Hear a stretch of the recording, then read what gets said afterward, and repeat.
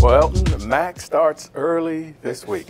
Once again. Once again. Got a couple pretty good games, particularly Wednesday. OU is at Miami.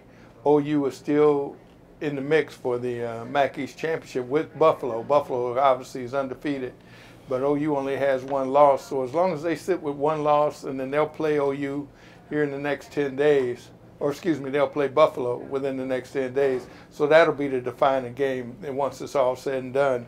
And then beyond that, maybe the only other game of real interest is also Wednesday, Toledo at Miami.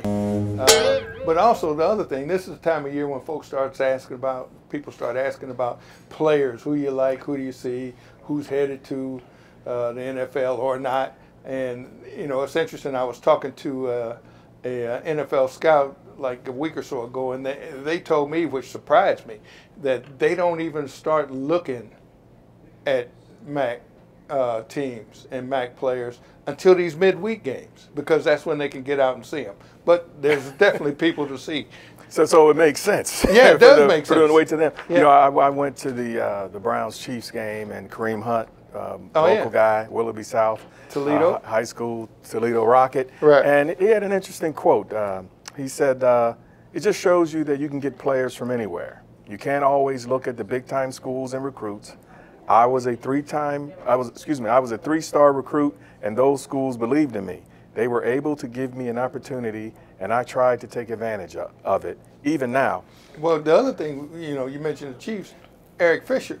Yes. Left tackle. Number one overall pick. Number one overall pick out of the MAC of Central Michigan. So there's players in the MAC, you know, somebody's looking. There's players in the MAC, and I didn't read all of his quote. One thing you did disagree with Kareem, he said he went to a small college. Well, well, Toledo's got 20,000 students, so I wouldn't necessarily call that a small college. Well, I think what he's trying to say, he went to a school that is not in the elite upper crust, so to speak, or plays in a conference that's not in the upper crust, so to speak. But there's quality players there, and there's more coming. Yeah, there is. Let me just give you a few. Cody Thompson, Toledo, wide receiver, 31 catches, 10 touchdowns. Yeah. And I don't know if any of these guys are going to play on Sundays, but they're going to get in camp. Yeah, they're going to get camp and get a look. Khalil Hodge, linebacker for Buffalo. Sutton Smith, defensive end, Northern Illinois. Ulysses Gilbert is another one up at Akron.